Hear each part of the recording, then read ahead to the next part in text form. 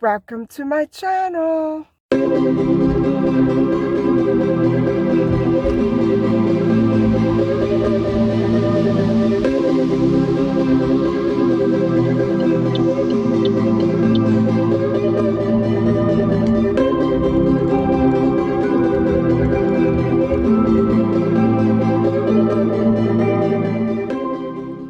Hi everybody. So I am right in between discussing part 2 and part 3 of the prime suspect's timeline with respect to his crimes. And I'm going to also be discussing not only his convicted crimes, the crimes that he was actually convicted of, but also crimes that he is presumed or assumed to be guilty of. And so that's coming up. Uh, I'm kind of in between. I'm taking a little break. That's coming up in our next upload. However, today I want to focus on a new media outcry across all headlines and news stations and newspapers and articles and whatever else have you about an apology that has been issued to the McCanns. Now, it seems that I have not in the past fully explained the circumstances surrounding the court's seemingly illogical decision regarding the McCann case against Amaral when Kate and Jerry sued for libel in 2015. And a Portuguese court initially did rule in their favor and ordered Amaral to pay out damages. However, in 2017, that ruling was reversed by the Portuguese highest court. And so let me talk a little bit more about that.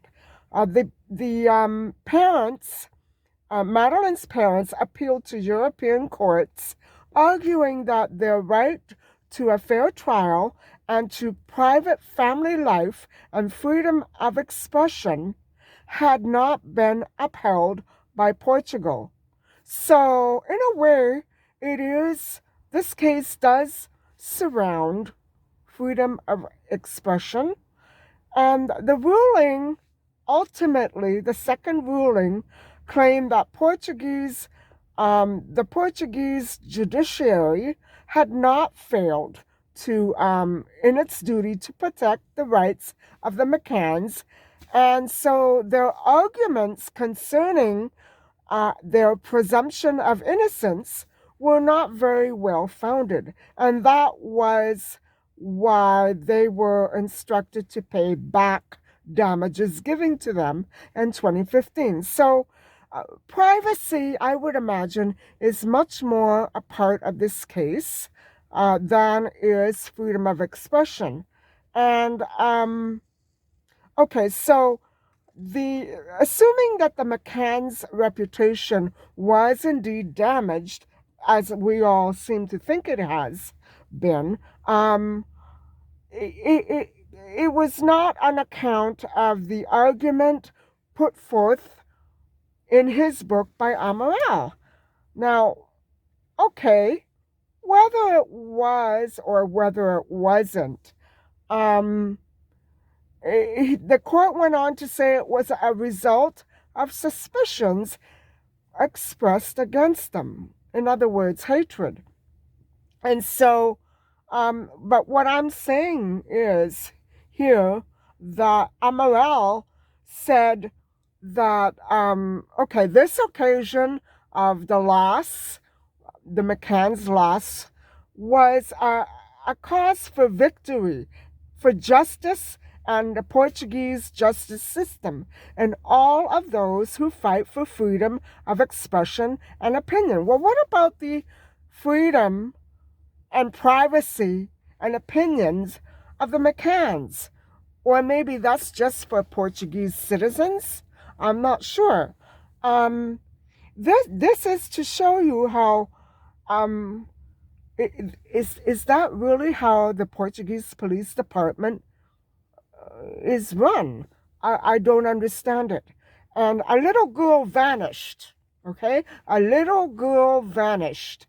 But what mattered more to the police was that they regain and return their freedom of expression, and with that, along with that freedom of expression, would be hatred, guys, regardless of how they handled the case. Yes, ultimately, of course, freedom of expression is very important. But in my opinion, this case should not at all have been about freedom of expression, but about criminal tactics used to extract or try to extract false confessions from the McCanns. And so a chunk of that legal decision and that loss was related to privacy issues, especially regarding their children, the twins, who grew up brainwashed into believing ridiculous stories about their parents hiding little Maddie and doing away with her permanently, and completely. Incredible cannibalistic assumptions, guys. It's just mind-boggling what these newspaper articles dare to come up with. Many of them did not ever hit North American or other European newsstands, but over there in Portugal, um, they had a field day with the McCanns.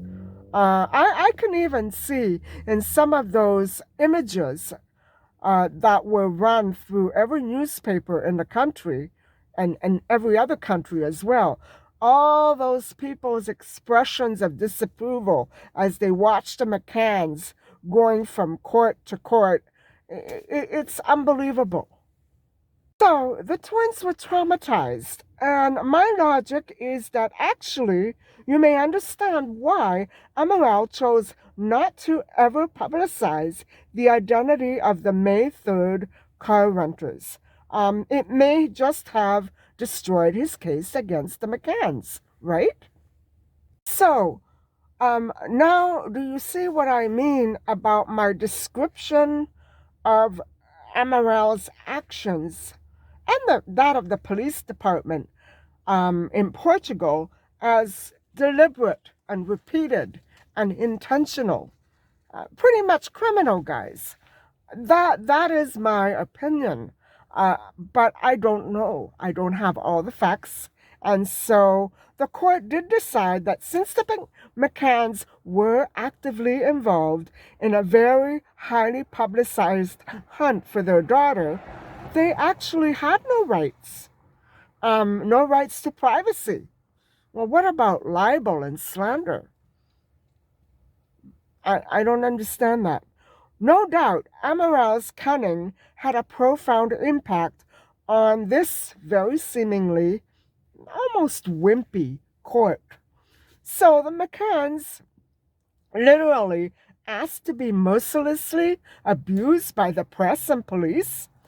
I don't think that has much to do with privacy. The line between criminal and private is not that fine, guys. And so what Amaral and the press did, whether criminal or not, very badly hindered the investigation. And ultimately, in my opinion, it was criminal. And guys, I'm not making this up. It was criminal. And since the McCanns were not found guilty by Portugal's own court system, this could be a very gross example of police misconduct. No, not an oversight, not a mistake, not just the wrong thing to do at the wrong time. A very deliberate and intentional and repetitive sort of misconduct. And so all this All this, can you imagine, in the very same year that Amanda Knox was arrested in Perugia, Italy. Falsely.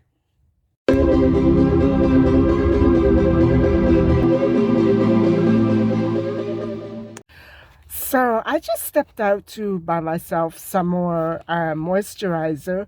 I, I ran out. I think it was 2 weeks ago now, I ran out of the eye cream. And so I guess I bought them pretty much together.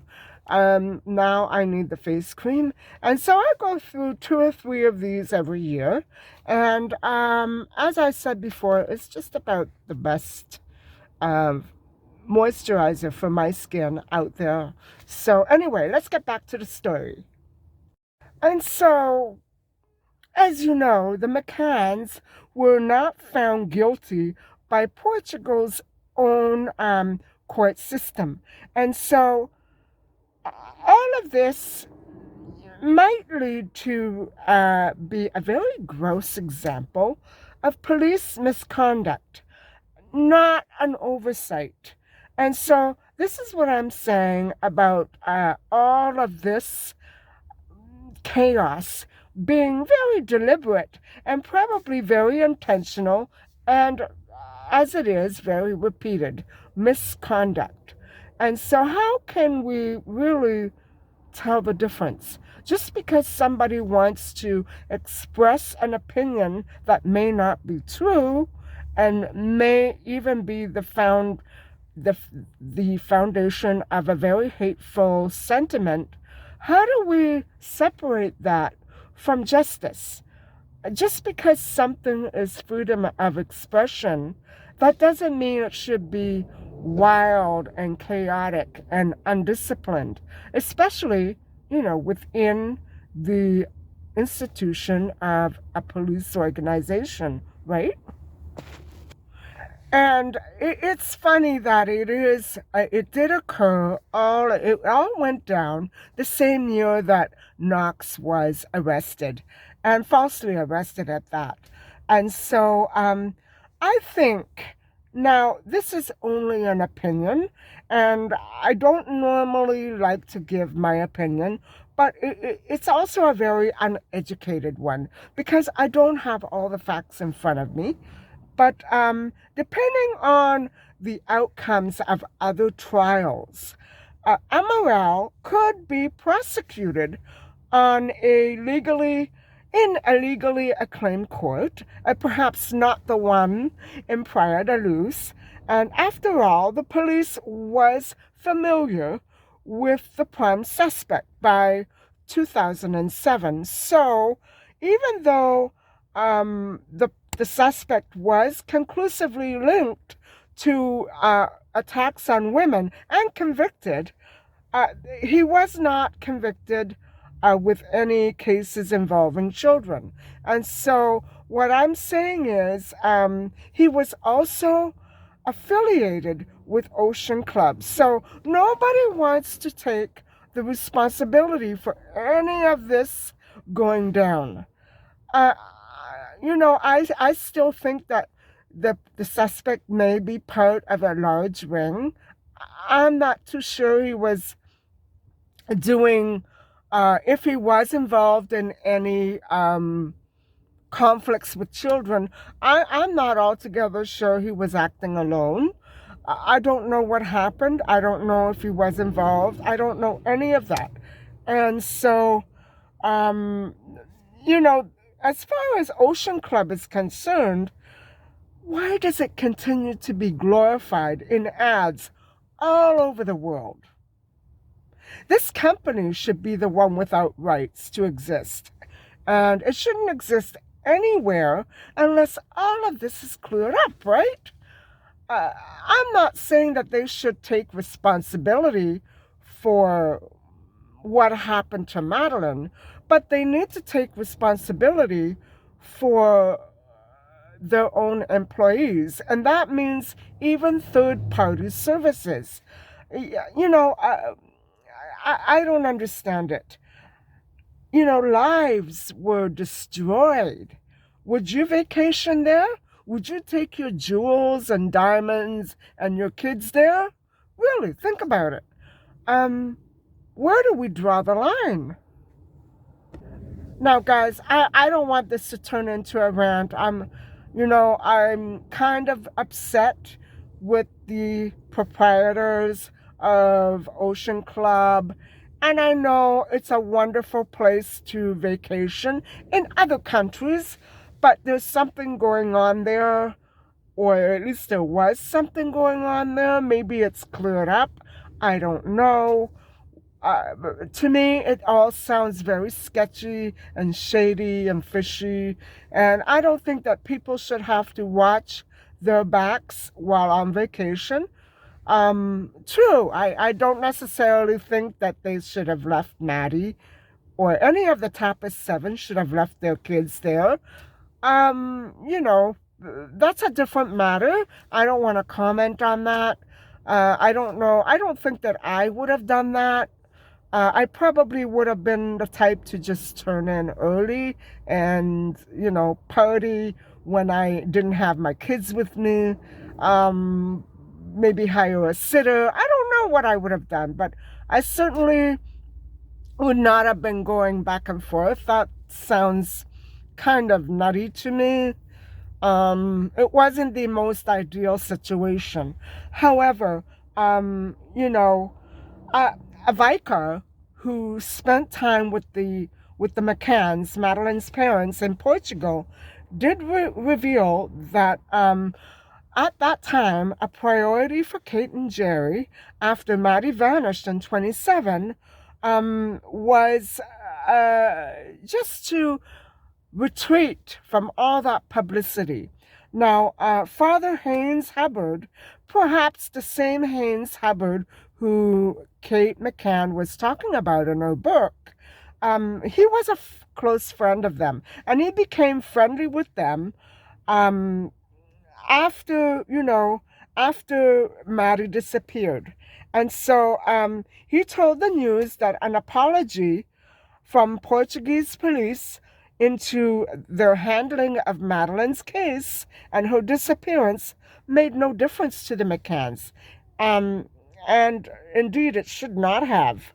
A documentary will be investigating the unsolved mystery of the still missing Madeline McCann after she disappeared from the holiday apartment in Portugal. And so news claimed that the Portuguese police traveled from Lisbon, Portugal, to London to meet with Kate and Jerry McCann and apologize in person for how they handled the case.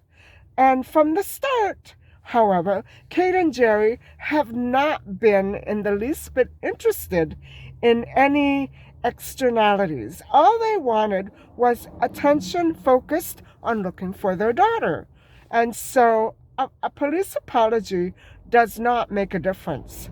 And so why should it? You know what I'm saying?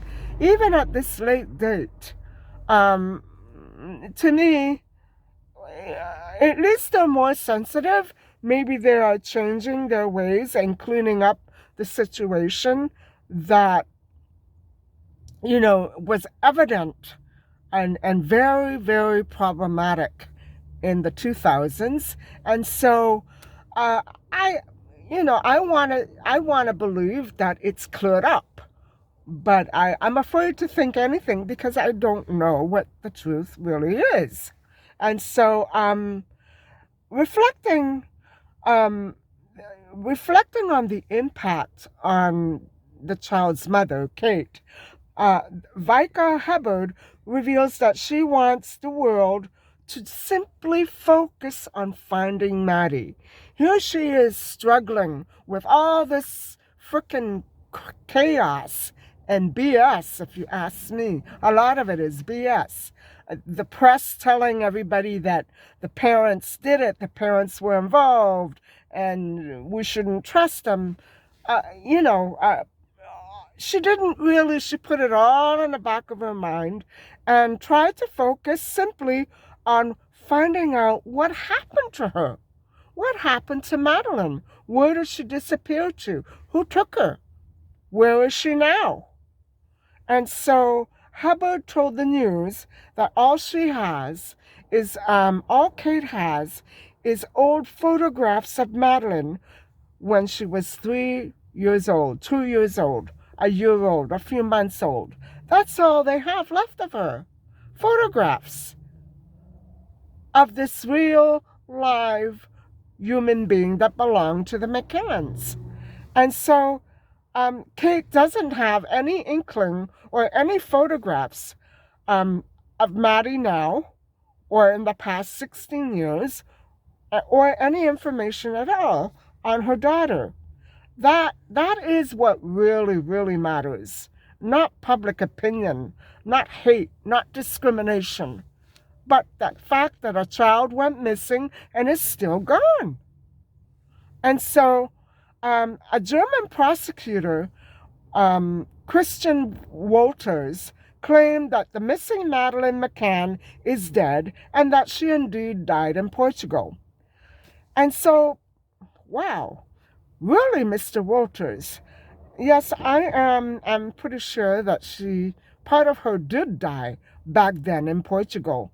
And so, well then, unless you are trying to actually cover up a criminal ring, why don't you simply, you know, investigate further or prove it, prove it.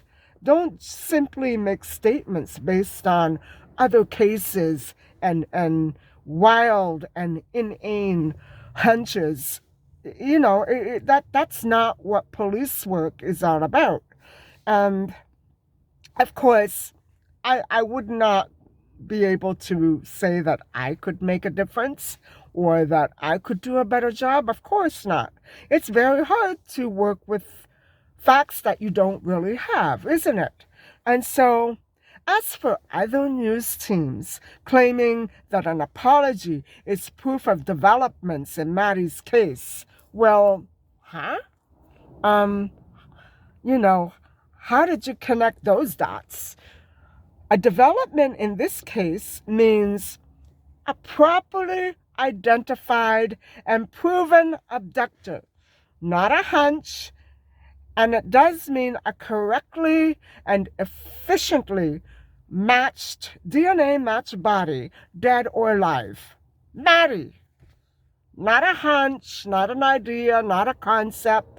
The proof that Maddie was there or is there or whatever happened to her. We need a real live abductor. That and only that would be proof of development in this case, not an apology. And in fact, an apology should make things worse given the late date that it's been delivered. An angry cross-dresser is not proof of anything. No, not yet. That he was convicted with other children on one or two cases, yes. But guys, and the fact that his attacks on women were rationalized by some police as being the consequence of not having kids readily available. Well, I have news for you. Such attacks don't really reflect anything at all about intimacy or personal preference. They're all about hate and control, and they are a screaming cry for help. And so I really don't think that police are interested. Many police, not all of them, many police are just not interested enough in this case, maybe because it makes them feel uncomfortable. They're not familiar enough with the concepts that are surrounding this case. So on that note, even though they've said that they would never appeal, I really do hope that the McCanns find the opportunity one day to appeal that court decision. I would appeal it over and over and over. And if it's the idea that it's too late to appeal will find some other excuse. There are certainly plenty, and I know that the McCanns don't want to focus on that, and I get where they're coming from, but I would not let this go. And so, as a testimony as to what the poor McCanns had to endure, the vicar does recall also that the McCanns came to him because, and they became friends because they had young children, the twins, little Sean and Emily, to think about, and that the McCanns needed a place to hide. They were pressed mercilessly by police and by press, by the evil and warped and twisted press. And they were pressing the McCanns to say things that the police wanted them to say.